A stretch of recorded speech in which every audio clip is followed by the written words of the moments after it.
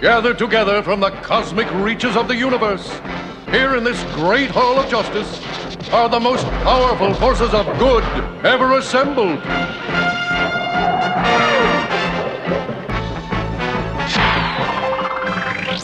Dedicated to truth, justice, and peace for all mankind.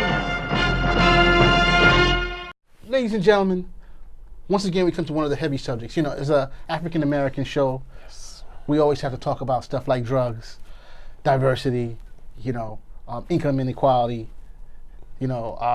being against different things. I don't know why, but we always have to do it. That's just in every album, every rap album, there's always an anti-drug or a call for unity. So we got to do it this time, So once again, we're doing a diversity issue.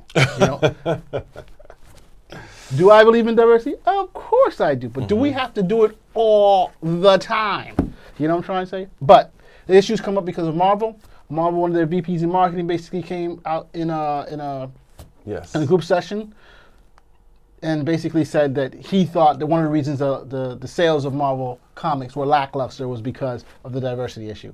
Of course, there was a lot of blowback on that. People were like, yeah, I know, but we need to really touch this current question. We need to touch this question. Yeah. And this is something we've delved into several times in other shows. Unfortunately, once again, Kyle had some strange, difficult circumstances, so he can't be here with us right now.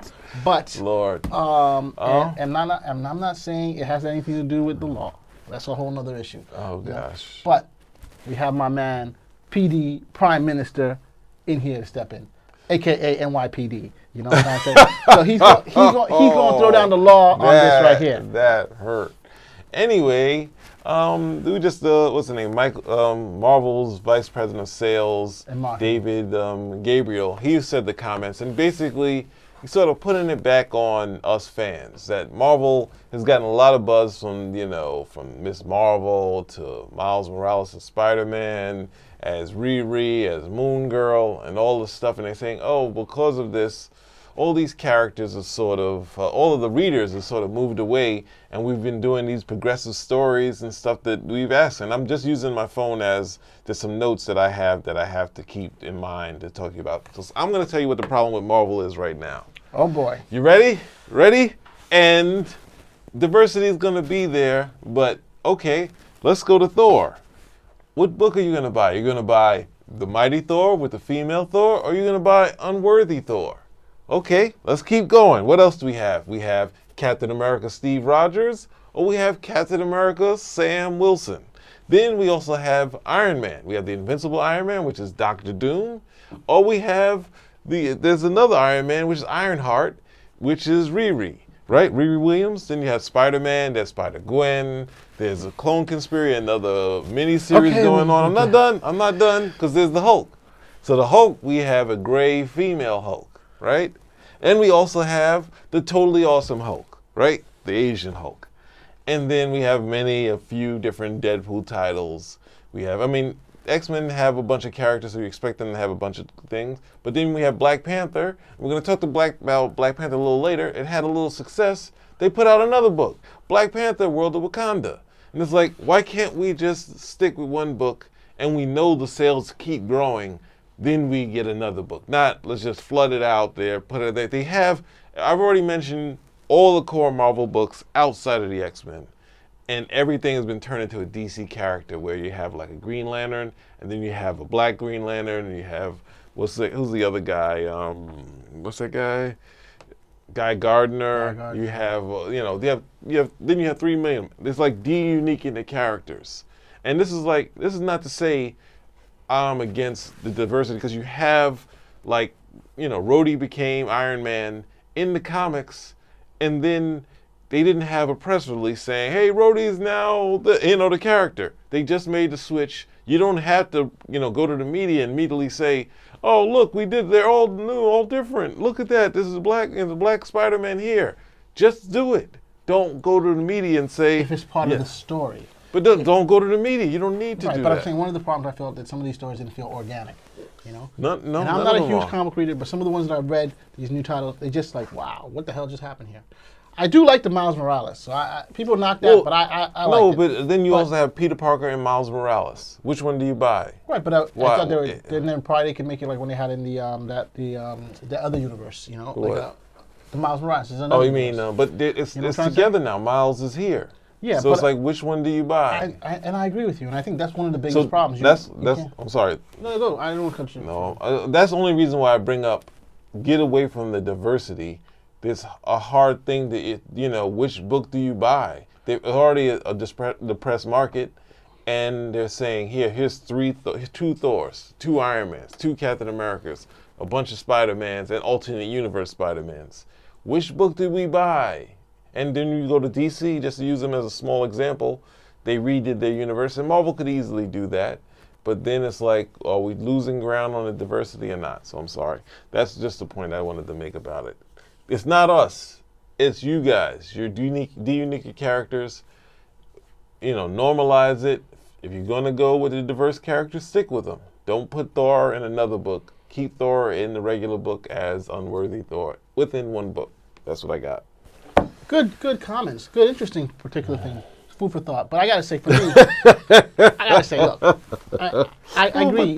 He makes a very good point. The point is that you have characters that are very good, such as Iron Man, as they are, and people have been buying this particular character for a while. And there's nothing wrong with having diverse characters, but why do they have to necessarily take over those particular roles? And Marvel's done a particularly, I wouldn't say great job of integrating all these different diverse characters into existing roles. Why not create new roles? Or emphasize some of these characters have been there for a long time, like Sam Wilson has been there for a long time. Push his character. It's just a Falcon book. Yeah, make it the Falcon. Why not push the Falcon? That's what I'm saying. Why does he have to become Iron Man? I mean, why does he have to be Captain America? Yeah. Some of these characters are unique. Basically, what you're saying is it doesn't matter what the character is. It's just you can interchange them, and I totally disagree. Yeah, that's a key thing. Can you have another Professor Xavier? No, it's one Professor Xavier. Can there be another Wolverine? No. But they did do it. No, X-23, X-23 is X-23. She's unique. Called Wolverine. She's taking the legacy of Wolverine. The Wolverine. Right. All these characters don't have legacies. Exactly. But I mean, there's nothing wrong with an X-23 if it's X-23, not Wolverine. And I think we need to stop that. You know what I'm trying to say? And I think you can do two things. You can maintain your core readership, giving them what they want, and then also branching out and saying, hey, this new character is good. Deadpool, I mean, Deadpool was a pretty minor character and exploded over time, right? Yes. That's what I'm saying. We do something along those lines. It doesn't have to be Damian Wayne, small character. Who would have thought it would have been as big as he is? There's a lot of people who like him, a lot of people who hate him, So that's all I'm saying. We need to just expand a little bit more. Diversity is important, and diversity not only in the characters that you're writing about, but also the artists, as well as the editors, the inkers. These are all important facets of the business, and that's always said. There's tons of talented people. Just give people a chance and see what they can do. If they can't do it, they can't do it. But I don't knock Marvel for trying, and I can't say I've been trying to figure out what the exact sales. The comic book sales seem to have slumped, but there have been thoughts that the Marvel could be making the money under other avenues. I mean, you figure the marketing guy knows if they're making money, But the significant part of sales now comes from bookstores, or other places too. You also have to remember that Marvel, they did while DC was doing the New 52, Marvel did a big multi-crossover, which was Secret Wars, which had flashbacks to other old Marvel crossovers. So it was this big, long crossover thing that was almost felt like it was going to knock out DC Comics because there was so much going on. Way too much. But it was all successful. And then when that ended, they had some new number ones coming out. But the other problem that they had was they were coasting on two things, which was Civil War II and the Clone Conspiracy. Now DC had Rebirth, which was huge for them, and then Marvel is like, well, we can ride out. We know that our fans are going to stick with this thing, and that's where they didn't. I mean, it's tough to say because I don't like events, but the only thing you can do is if DC does an event, it's a balance of power, like in Star Trek. You just balance it out and do another thing. But then it turns into, but where it seemed like DC had a little more focus in what they were doing with their rebirth thing, where Marvel's Secret War was just like, let's do everything at once. And then it's like, okay, well, now we're going to slow it down. And then it's like, the clone conspiracy is coming out. It's like, hey, retailers, we got a clone conspiracy. This is a major event, guy. And it's like, once that happens, they're in trouble. And they were. So. And the numbers show it, Yeah. And DC, what we got to give credit to DC. DC has gotten their act together, but they've gone back to core characters. Superman, Batman. Well, Batman always sells, so it doesn't make a difference. He doesn't always sell. He didn't always sell. He does always sell. He didn't sell in the 60s. 60s, for the love of God. Are we talking about the 60s? We're talking about now. That's 40 years ago. He didn't sell in the 60s. He probably wasn't selling well in the 30s. Then after year one, they didn't have a focus on the character. Then they had to do another event. They did the Death of the Family, Death of Jason Todd. Yes. And then they're like, oh, let's follow Superman format. Because Superman has the weekly format. So then Batman followed the weekly format. And then they started doing events. So Death of Superman, we had Batman's back being broken. And then next thing you know, as that went along, Batman got bigger and bigger and bigger. And Superman fell off. They did, oh God. The Superman team ran out of things that they could do and focus. What can you do with a god? No, they were doing good stories, but but they did do the death, and they didn't have a plan after that, and they didn't figure what to do after that because it was so caught up in the marriage. It was harder to move away from it because they established the marriage was fun to them, but then it was harder to find the next thing. And the only thing you can really do is set up new villains and have Superman fight them, and no one really wants to give away new villains. In Batman, they already have a strong core of villains, so you can do what they do. Troika, you can do a bunch of different things. They did Earthquake in Gotham, and Gotham is the character, but those things all sell for them. That was a big crossover for them. I don't know about that. It was Cataclysm. Superman excuses. Superman excuses. But they took away Spider-Man's wife. I don't think that destroyed Batman's sales. Well, that was more editorial. The editorial was like, I don't like the wife, and let's get rid of her. Well, I'm just saying, it is. Did it hurt the sales as much? I don't think we say, oh my gosh, Gwen is no longer, not Gwen, what's name is no longer there, so we're not going to watch. No, they went to go see Peter Parker. They want to see the amazing Spider-Man. But they've turned it, now they've gotten rid of the marriage, and now he's a scientist. And saying, oh, well, all right, Peter Parker is someone who's always going to be down on his luck.